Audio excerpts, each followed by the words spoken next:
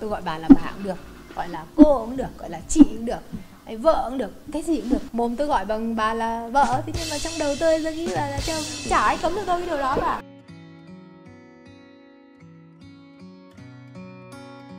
I prefer the pronouns she, her, hers, and depending on age, em or chi or ko. Those are the ones I prefer. I was born in 1979, so I born mui ba tuổi. I'm the oldest, and I have a brother and a sister, both younger. Like, I was the firstborn, so I think my mom wanted a daughter.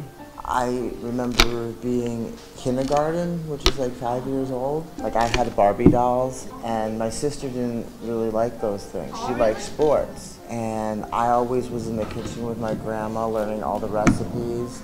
Like, I can remember I would wear long shirts, and when I would go to like different functions and play with children, I would tell them I'm a girl. Because I had my hair long. Not super long, but like it was longer than a boy's haircut. In the 80s, boys had long hair too. So I looked very feminine, and I preferred to be feminine. I didn't know that meant anything. My family kept telling me that was just normal. All children are like that. I didn't understand why my mom would let me play with Barbie dolls and let me do what I wanted to do that usually girls did. But when I hit puberty, she changed, and she got very angry when I stayed feminine. I lived a very sheltered life. I came from a very prominent family. I don't know how to explain it without sounding conceited. I came from a very, very good family, and I wasn't expecting what had happened to me in the Marine Corps. That just left such a terrible taste in my mouth about guys. When I was 17, the reason I ended up totally hating men was I was assaulted. I was never confused about my sexuality. I've always been attracted to women. I've always, and not just sexually attracted, but like just as friends. Like when I was little, I thought boys were icky. I didn't like how they played. I didn't like the things they did. I mean, I didn't hate them, I just didn't get along with them. So I had no friends growing up that were guys. I hit absolute rock bottom a year ago. I always knew there was something not quite right, but I was in the military for most of my life.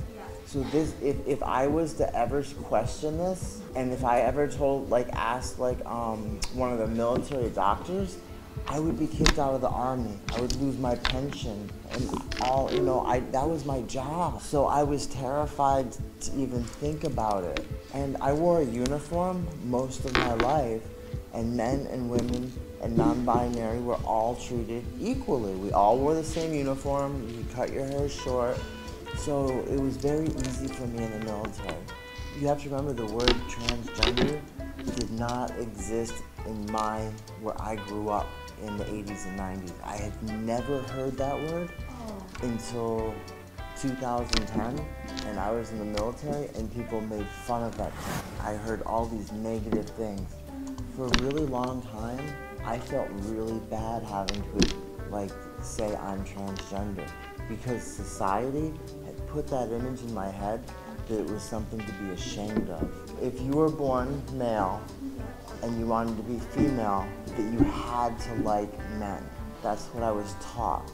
And since I Chào mừng didn't bạn like đến men, với kênh Phim Đàm Mỹ. I was Chúc so các bạn có những confused phút what giây it thư meant. giãn We với had video this hôm nay. expression from like the 90s, where you are a lesbian trapped in a man's body, and that's the closest I could understand.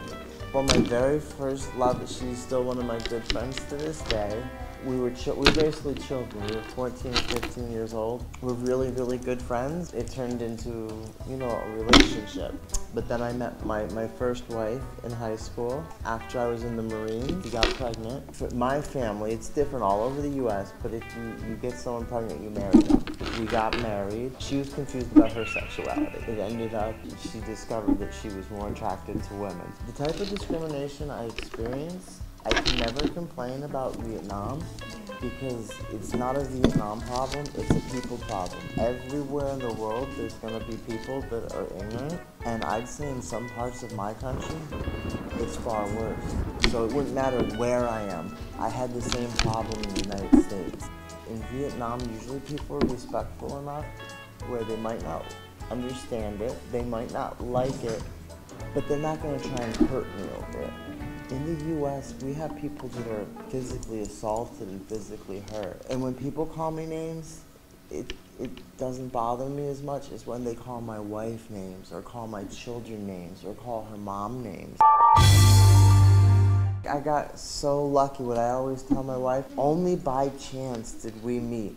Vietnam is literally on the other side of the world of New York. Many Americans are fearful of Vietnam, of my generation, because all the movies were made about Vietnam before 1975. There's a lot of ignorance about Vietnam. I was so scared when I first came, and then I fell in love with it. She was my very first example of a relationship, and she was so kind to me. I was worried that like if I introduced myself as like a retired veteran, like people in the military have a problem of people wanting to marry them because they're in the military, so I never told her until after we were engaged.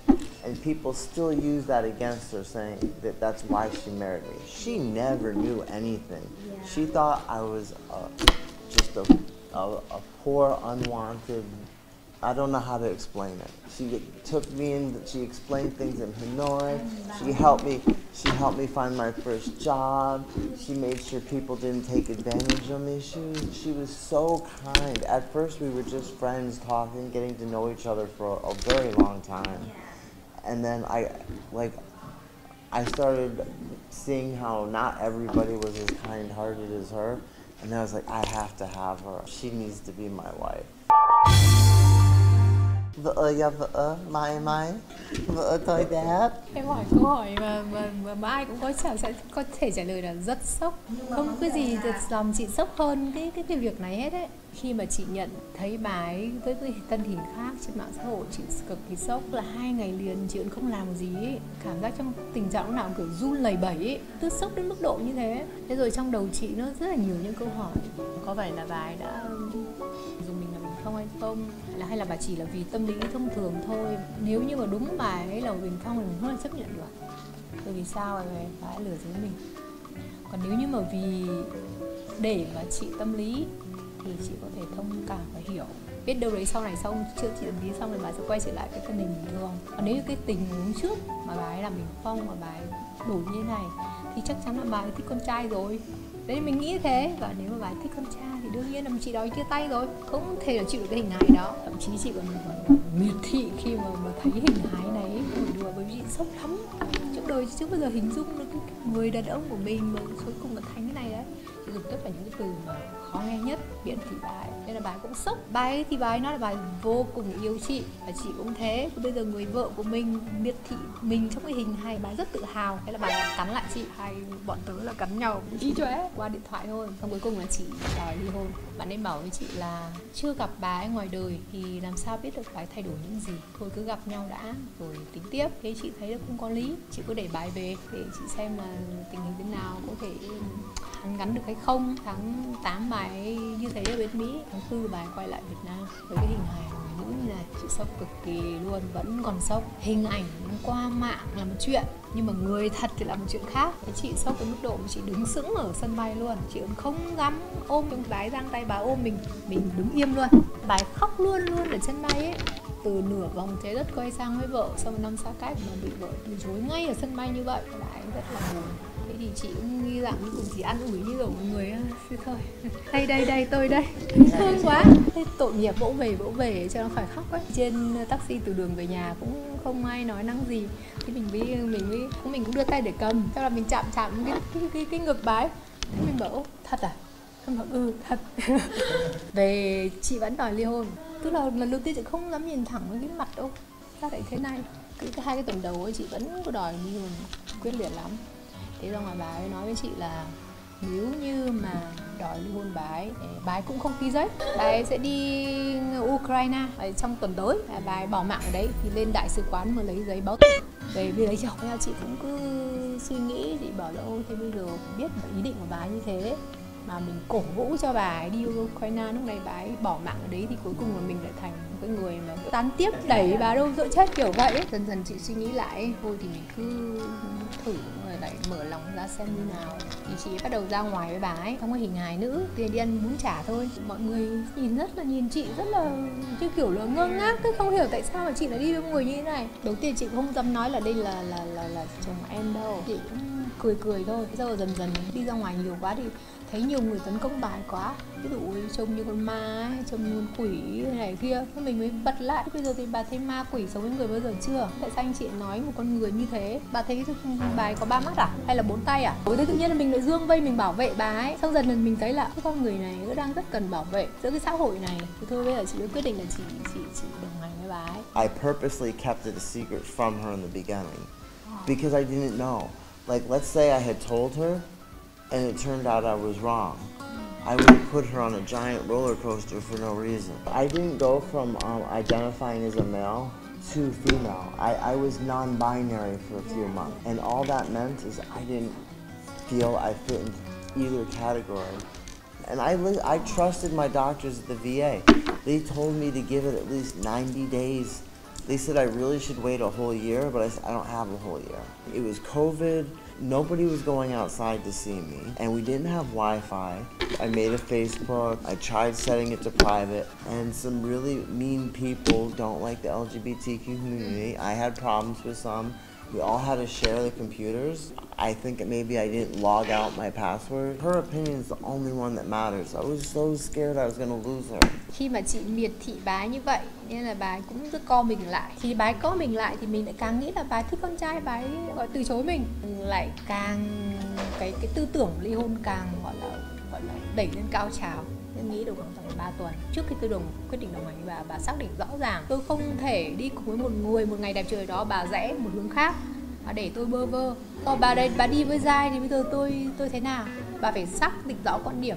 Sao mà cái bà ấy bảo là bà ấy không thích con trai, bà ấy chỉ là gì tâm hồn của bà ấy là nữ, bà ấy luôn luôn nghĩ bà ấy là nữ, cho nên bà ấy muốn như thế này.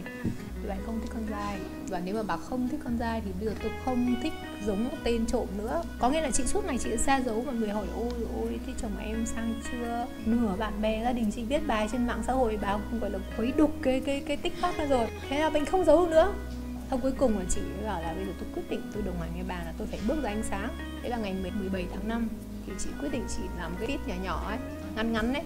Chị post này, ôi chị công khai đây là gọi là tôi chồng tôi sau 2 năm bà là như thế này. Tôi quyết định đồng hành với chồng là như vậy. Đấy, chị không ngờ là nó bay nhanh như thế. Bạn bè lại bắt đầu hỏi, ô thế là chuyện đấy là chuyện nào? Thì mình bảo ô trên TikTok ấy, nó trúng trên TikTok đấy. Nên nếu mà hỏi, chỉ có 3 lý do chính là chị có thể đồng hành với bà. Thứ nhất là bà ấy bị tổn thương cả về thể xác tinh thần. Trông khỏe mạnh này đấy, nhảy nhót rồi trên mạng xã hội đấy, nhưng mà thật rất đau đớn. Bọn em không thể hình dung đâu. Khi bà đau lên thì bà ấy phải nằm trong nhà vệ sinh 3 tiếng đồng hồ là chuyện bình thường. Xả nước ấm lên người. Tức là các bạn không thể tưởng tượng là mình thương bạn ấy như thế nào đâu. Tức là một người vợ mình cũng kiểu quặn lòng khi nhìn mấy cái người mà mình thương yêu như vậy ấy. Nên là đấy là về thể xác, còn tinh thần thì bạn bà ấy vừa chia sẻ rồi ấy, bà ấy đã bị gọi là lạm dụng khi mà mới 17 tuổi và bà ấy bị lạm dụng lần 2 là năm 2021. Bà ấy khi vào cái thân hình như này, cái người làm việc ở trong bệnh viện ấy cũng nghĩ là khi bà ấy thấy này là bà thích con trai. Cái tình yêu của chị bây giờ nó chuyển sang cái hệ khác rồi, nó không đơn giản là tình yêu nam nữ nữa rồi, mà nó chuyển sang là tình thân, là trách nhiệm. Đâu đó thì chị vẫn yêu, nhưng chị ý là chị chuyển nó lên một cái level khác rồi. Cái lý do thứ hai mà chị thấy là vẫn còn ổn đó là bà ấy vẫn chung thủy với chị, vẫn một vợ một chồng như vậy. Tôi gọi bà là bà cũng được, gọi là cô cũng được, gọi là chị cũng được, vợ cũng được, cái gì cũng được. Mồm tôi gọi bằng bà là vợ, thế nhưng mà trong đầu tôi nghĩ là chồng, chả ai cấm được tôi cái điều đó cả. Và cái lý do thứ ba là thì chị gặp rất nhiều các bạn LGBT mà người ta phải giấu giếm cái thân thể của người ta. Các bạn ấy cực kỳ khổ sở trong cái hình hài mà các bạn ấy không muốn. Và mình cứ đồng hành cùng với người của mình, rồi biết đâu đó mình sẽ là cái nguồn năng lượng tích cực cho những cái gia đình có con LGBT khác. Thì họ nhìn vào cái tình huống của chị thì họ thấy là đâu đó trong cuộc đời này đã có như vậy rồi, thì họ sẽ cởi mở hoặc là họ sẽ chấp nhận những cái con cái hoặc thành viên của mình một cách nó nhẹ nhàng hơn.